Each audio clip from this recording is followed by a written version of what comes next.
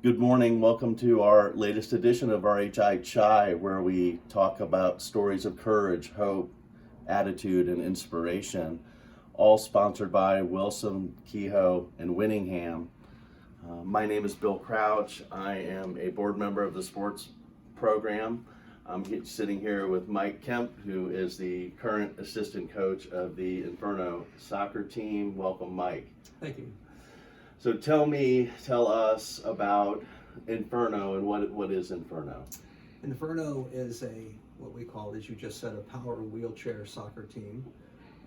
We currently have 11 players. During a game, you play four players per each side. We have folks on there with various degrees of impairment, Okay.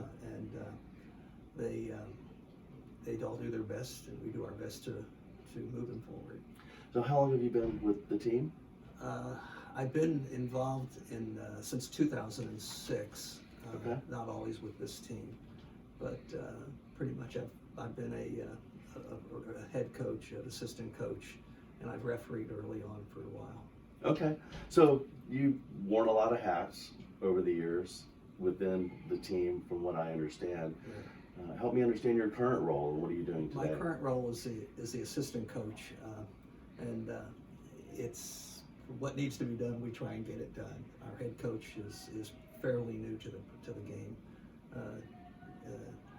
and we also have another gentleman who manages our equipment, so to speak, and make sure that we gather wheelchairs up and when necessary modify them, batteries and all those other things that need to be done. And they're pretty expensive, those chairs. Well, when I first started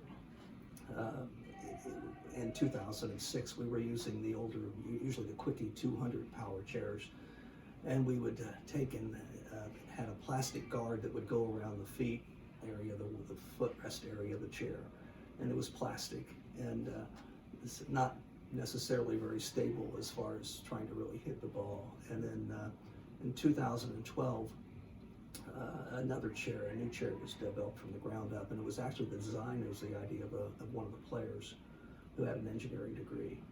And that chair has a wider wheelbase. There's more space between the rear wheels. The seat sits lower, and the guard that was plastic is now metal piping that's bent and welded together, and then that's what's used. And it has a much more powerful motor.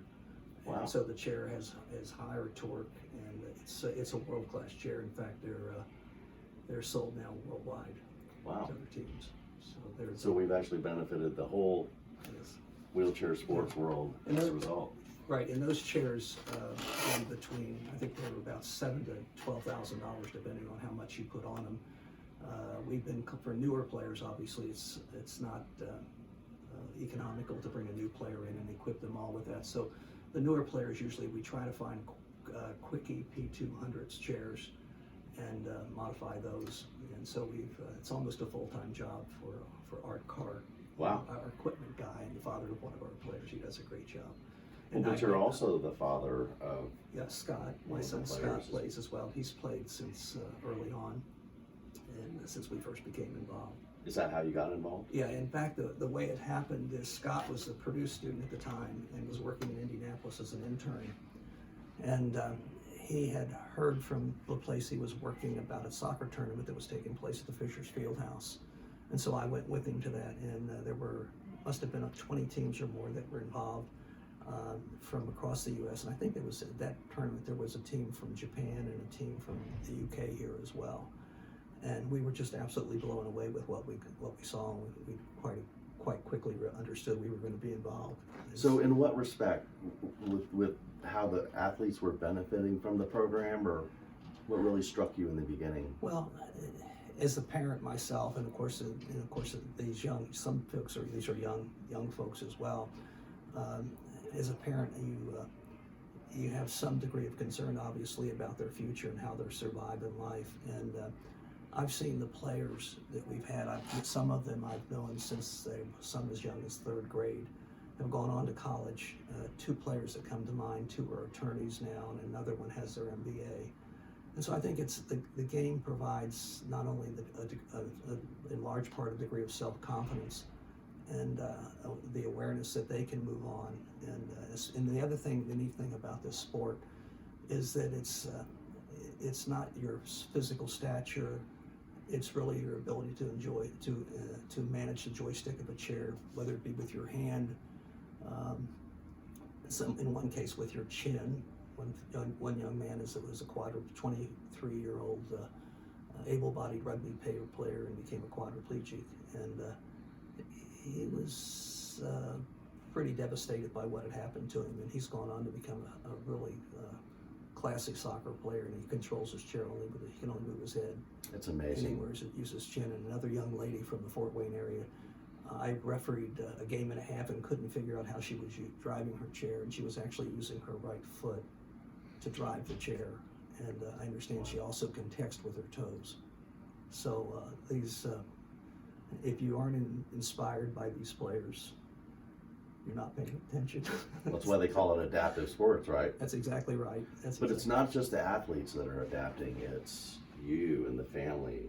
Oh, yes. As a result as well. And how do you feel like this has benefited your family over the years? Well, I think it gives your life new meaning. I've been involved in some other things as well, but it truly brings meaning, and I truly have a great passion for what we're doing with these players, and they're amazing. So you're aware, probably, maybe, that we got a VA grant.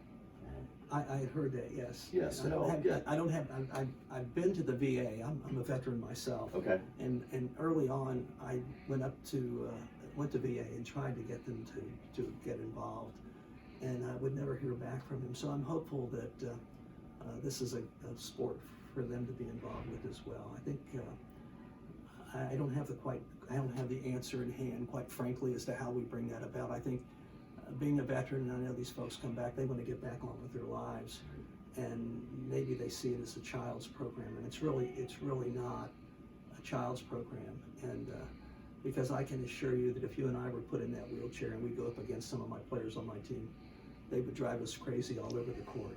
Right. And so it's clearly a skill that's developed, and I think the veterans would benefit from it as well. I think there are some around the country, but we just haven't had any here. Well, we're getting some great exposure as a result of that, and having really great conversations right now. So I'd certainly love to have some veterans on my team in a heartbeat. Hoping to expand it. So tell me, what's next for the soccer team? What's the future look like for you guys? Well, it looks bright. At the beginning of the season, I had lost a couple of players that had dropped out, and another had gone to another team.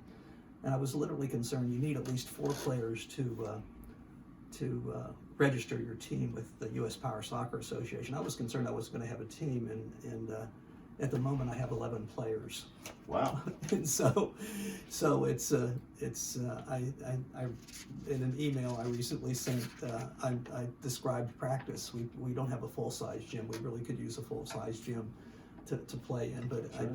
I explained to the person I was writing to that the gym looked like a parking lot trying to put the guards on 11 chairs all at the same time. And then I turned them all, and so a lot of these, 2 of my new players are one, it's a girl that's 13 and her younger brother's 6. They're brand new. In fact, I have 3 fairly fresh players. So when we started that practice, I mean, I had all these players and not a full-size gym, and I just turned them loose for a few minutes. And our head coach, Dean Berger, was out of town on business, and so I was there kind of by myself in a way to manage the practice. And my first thought was, oh my gosh, what have I created here? And I just turned them loose, and it reminded me of a bunch of rabbits running around in the court, just going crazy, trying to bring order to it. But that's the good news. That's great news. And so we've in the last week, for example, we split the groups up, and I took the more experienced group, and the new groups and the new players were doing basic drills at the other end of the court. But I think I've gone off track here a little bit with your question, but it's clearly, and I truly look forward to the practices on Saturday night. Well, you've obviously done a lot for the team and for RHI and for the players and the families over the years, and for that we're certainly grateful and look forward to supporting you and helping you any way we can in the future. Well, RHI has been wonderful. I can't thank RHI enough for the support they've given us, and I ask, and they delivered, and without them, it wouldn't be what it is today. Great. Well, thank you for coming in today. My pleasure. Very Thank much you. appreciated.